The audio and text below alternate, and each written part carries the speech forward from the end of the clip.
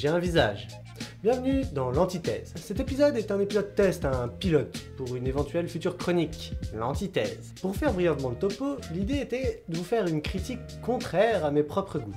J'aime moi-même beaucoup regarder et lire les critiques cinéma, et l'idée me trottait d'en faire une à mon tour. Seulement très difficile d'être original sur ce terrain, alors comme je suis un connard avec un putain d'esprit de contradiction, l'idée m'est venue de faire cette critique qui irait à l'encontre de mes propres goûts. Je reviendrai sur tout ça à la fin de la vidéo. Voilà. Et pour cet épisode, on s'attaque à The Dark Knight de Christopher Nolan, réalisé en 2008. Ce film, comme pas mal de gens, je l'ai adoré. Je l'ai vu au moins 33 fois et demi, et avec les deux premiers de Tim Burton, je pense que je le mettrai dans mon top 3 de mes films de super-héros préférés de tous les temps. Mais là n'est pas la question. Donc... j'ai pas envie... Bon, allez, courage. Le film doit son succès plus de la mort d'Heath Ledger que du film dans son ensemble. Aurait-on parlé de sa performance d'acteur en des termes aussi élogieux si celui-ci avait été présent pour faire la promo du film? D'ailleurs, l'année suivante, Ledger reçoit un Oscar posthume. L'aurait-il eu s'il était encore de ce monde? J'exagère, hein, mais c'est vrai que l'âme de ce film, c'est pas Batman, c'est le Joker, bordel! Sinon, Batman Begins aurait fait plus d'entrées et The Dark Knight Rises aurait été beaucoup moins démonté. En vérité, la trilogie de Nolan est loin de mériter toutes les éloges qu'on lui fait. Pour enchaîner sur le deuxième méchant, merci les scénaristes, merci vraiment. Vous nous tenez la jambe pendant la totalité du film, les amateurs de Batman, sachant très bien qui est Harvey Dent et n'attendant qu'une chose. Le voir en double face, bordel! Pour quel résultat? 10 minutes à la fin du film, et en plus pour le voir mourir. Ça veut dire ne lui laissant aucune chance de montrer tout ce qu'il a dans le bide dans le film suivant. On est tous d'accord. Batman, le Chevalier Noir, malgré son statut de super-héros, n'est pas tout blanc non plus. Sa part d'ombre est vraiment très importante pour le personnage et sa psychologie, et ses choix ne sont pas toujours les meilleurs moralement parlant. Mais là, j'ai rarement vu un film aussi manichéen.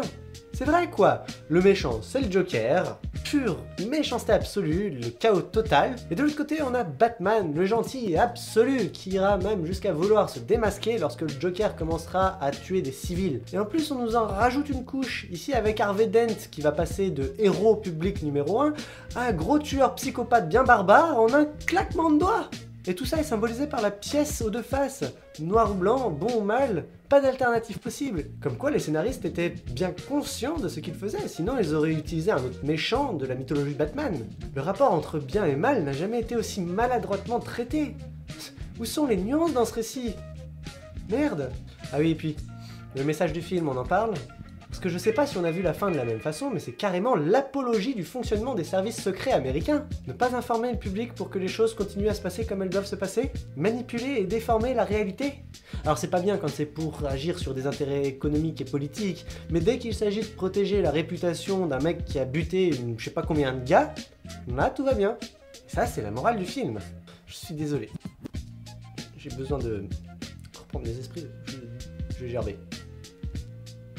C'est pas pour le film, hein. C'est pour ce que je viens de dire. C'est tout pour aujourd'hui, j'espère que cette nouvelle idée vous aura plu. Si c'est le cas, laissez-moi un commentaire et un j'aime, c'est important. Si jamais vous approuvez cette idée, je reviendrai avec un nouveau film que vous aurez choisi. Alors à vos claviers, dans les commentaires, proposez-moi des films, de préférence que j'ai vus, mais ça vous pouvez pas le deviner, hein.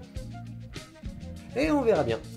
J'en choisirai un au hasard. Alors j'avais dit que je ferais plus de précisions sur le futur de la chaîne. Alors vous l'avez vu, ça fait longtemps que j'ai pas posté de nouveau C'est pas si mal. C'est normal, j'étais en vacances.